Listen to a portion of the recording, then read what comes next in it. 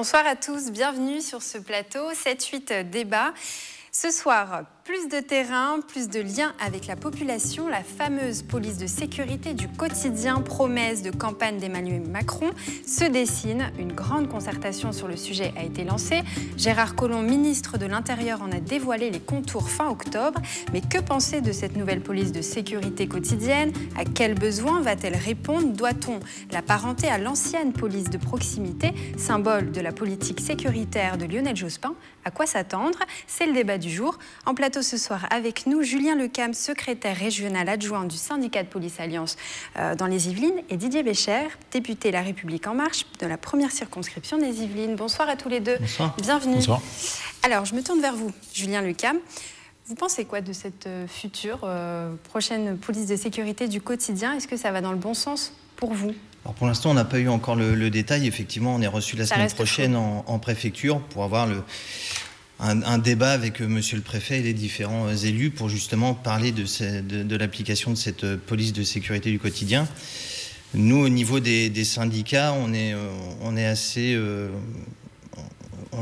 assez réservé en fin de compte, parce que nous, il faut savoir que la police actuellement sur le 78 est une police malade. Donc effectivement, nous, il faut savoir que sur le département, actuellement, on ferme des structures, voilà, on supprime des postes depuis plusieurs années. Donc effectivement, on est un peu surpris de cet effet d'annonce de création éventuellement d'unités supplémentaires, alors qu'effectivement, on a du mal à faire tourner les commissariats actuellement. Didier Bécher,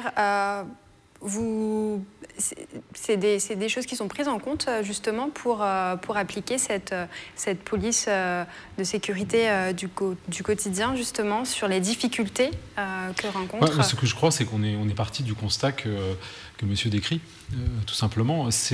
Alors, si on redonne peut-être deux, trois grands chiffres pour savoir de quoi on parle, le budget de la police, de manière générale, la sécurité intérieure, c'est plus de 13 milliards d'euros. Il va être en augmentation à partir de 2018 et sanctuarisé pendant l'ensemble du quinquennat, donc de plus 1,9%.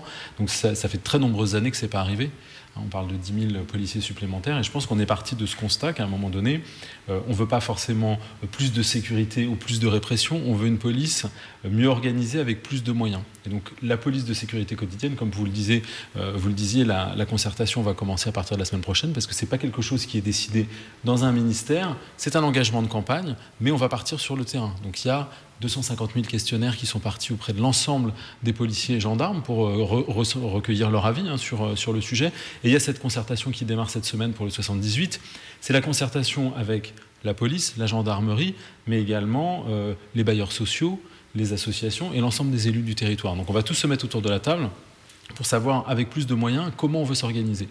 Et vous savez très bien que d'un territoire à l'autre, la police va avoir une mission extrêmement différente. Voilà, c'est ça, parce qu'on parle de police sur le terrain, de recréer un lien avec la population. Donc justement, la population sera-t-elle prise en compte dans cette concertation? À travers les associations, bien sûr, les associations de riverains, bien entendu, et ça on le verra à partir de la semaine qui s'annonce. Je crois que il faut aussi avoir en tête que cette police de proximité quotidienne, elle arrivera en même temps que la réflexion sur les moyens nouveaux pour la justice. Parce qu'on l'entend souvent, et moi quand j'ai rencontré aussi bien les syndicats de policiers, mais qu'aussi les différents commissariats de mon territoire, on entend qu'il y a de la désorganisation. Et que ce n'est pas forcément plus de moyens qui sont nécessaires, c'est aussi des moyens pour agir différents.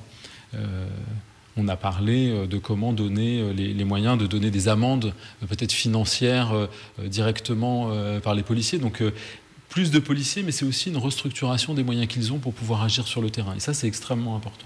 Julien Lecam, sur les moyens, justement, vous entendez, est-ce que pour vous, c'est une mesure, c'est un dispositif qui arrive à temps? On a des besoins de matériel urgent. Il faut savoir qu'il y a un manque de moyens. Là, dernièrement, il faut savoir que la BAC de Versailles n'avait plus de véhicules banalisés pour patrouiller. Ils ont dû prendre des véhicules sérigraphiés. Il faut savoir qu'il y a pour nous, c'est comme si le système était en faillite. Il n'y a plus de véhicules de remplacement, on manque d'effectifs. Il faut savoir que là, on vient de subir une réforme des horaires dans la profession. Nous, on essaye, les conditions de travail des policiers, c'est notre inquiétude voilà, il faut savoir que la réforme horaire, nous, ce qu'on souhaite, c'est que les policiers aient un week-end sur 2 de repos. Il faut savoir qu'actuellement, ils n'ont qu'un seul week-end sur 6. Donc, si vous voulez, de créer des PSQ, des nouvelles unités, c'est pas forcément la priorité dans la profession. On en est à notre 40e suicide dans la profession depuis le début de l'année. Il faut savoir que nous, les syndicats, on tire la sonnette d'alarme à ce sujet.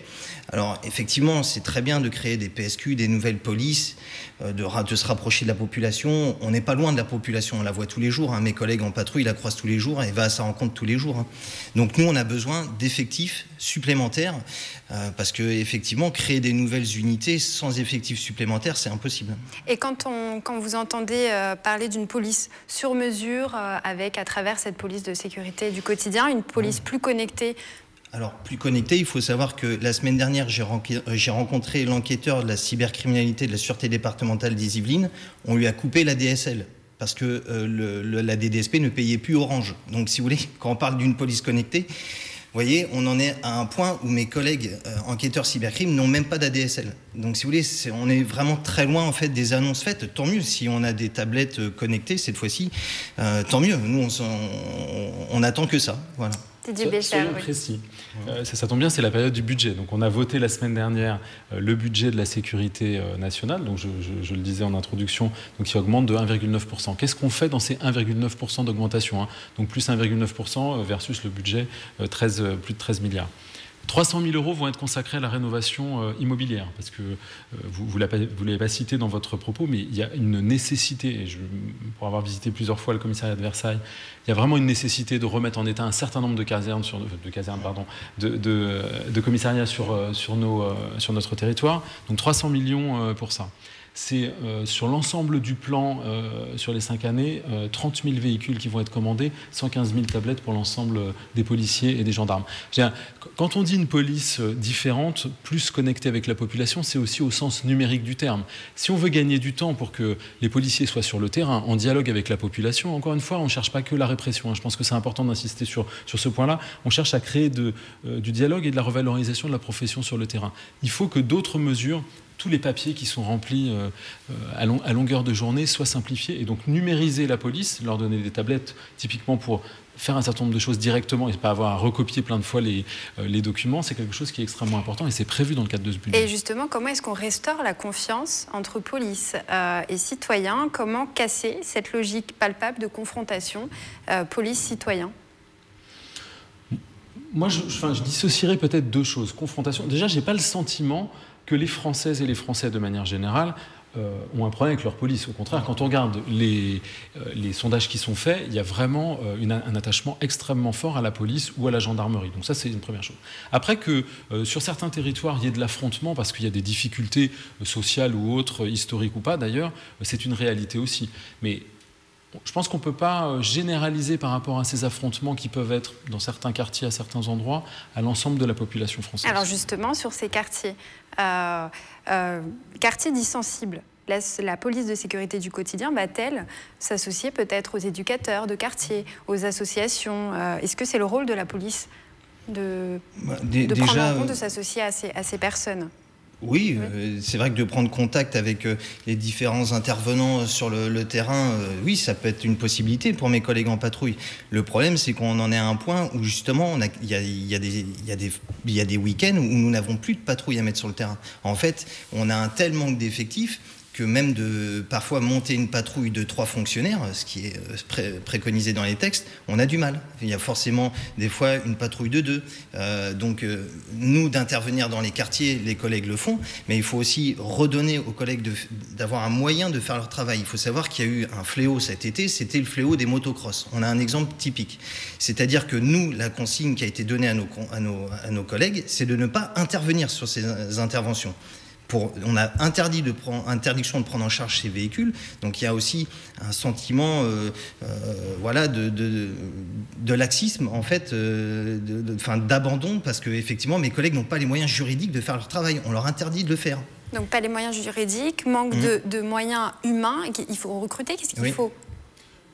Je pense qu'il faut revoir aussi, encore une fois, les moyens qu'on donne à la police pour agir. C'est un excellent exemple. Quels sont les moyens concrets qu'a un policier aujourd'hui pour intervenir dans l'exemple que vous citez, à part le contrôle d'identité? il n'a pas d'autre moyen d'intervenir. Donc on va répéter des contrôles d'identité parce que c'est quelque chose qu'on sait faire techniquement et on sait les conséquences. On génère de l'énervement. Donc sur quoi il faut travailler ? Il faut travailler, par exemple, sur les mesures d'éloignement temporaire. C'est des choses qui sont prévues au programme et qui vont être revues début 2018 dans la loi, donc pas sur la police de sécurité quotidienne, mais sur l'aménagement de la justice. Travailler sur le lien social aussi ? Oui, et moi je prends des exemples. Mettre 10 000 policiers supplémentaires, c'est des moyens supplémentaires. Par contre, il faut regarder quel policier on va mettre. Peut-être qu'un policier très expérimenté, qui a fait déjà une large partie de sa carrière dans la police, sera bien plus opérationnel dans un quartier dit sensible pour faire ce lien social. Qui dit lien social, c'est pas forcément pour discuter avec les jeunes, mais c'est faire ce lien avec les bailleurs sociaux, avec les associations de quartier qui sont là. Et c'est son expérience qui sera nécessaire. C'est pas forcément plus de moyens ou plus de policiers dans ce quartier-là, mais un policier peut-être expérimenté et qui pourra dialoguer différemment avec la population. Julien Lecam, le mot de la fin sur la recette pour que cette police de sécurité du quotidien soit pérenne. Nous déjà d'avoir des moyens humains, d'éviter, parce qu'en fait on part d'un système où depuis quelques mois on ferme les bureaux de police. Il faut savoir que tous les bureaux de police ont été fermés, sur le Chesnay, Versailles. On a regroupé des effectifs dans des structures. Il faut savoir qu'il y a des commissariats fantômes dans les Yvelines. Vous avez le commissariat de Fontenay-le-Fleury qui a coûté 4,5 millions d'euros aux contribuables, qui est vide. Il y a 2 collègues qui gardent la structure qui est totalement vide puisqu'il n'y a plus d'effectifs à mettre dedans. Ils ont été regroupés à plaisir. Donc nous on attend des effectifs. Et voilà, c'est urgent. Il faut savoir que nous, on a du mal à monter des fois des équipages police-secours le week-end sur certaines agglomérations. Didier Bécher, pour que cette police soit pérenne. Il faut de la concertation. Et c'est la même méthode que nous allons employer que sur les autres sujets, les ordonnances travail, etc. On ne décide pas quelque chose en centrale, le gouvernement concerte. Donc c'est les réunions que nous allons avoir ensemble. Il y a cette idée qui est sur la table, il y a des moyens supplémentaires, je les ai énoncés depuis tout à l'heure. Maintenant, qu'est-ce qu'on en fait ensemble ? Et on ne va pas décider, nous, tout seuls, qu'est-ce qu'on va faire de ces moyens supplémentaires. Donc, de la concertation. Mot de la fin, merci à tous les deux. Merci d'être venus sur ce plateau. Fin du 7-8 débat ce soir, consacré à la nouvelle et prochaine police de sécurité du quotidien. L'émission est à revoir sur notre site internet, à commenter sur les réseaux sociaux. Bonne soirée à tous et à la semaine prochaine.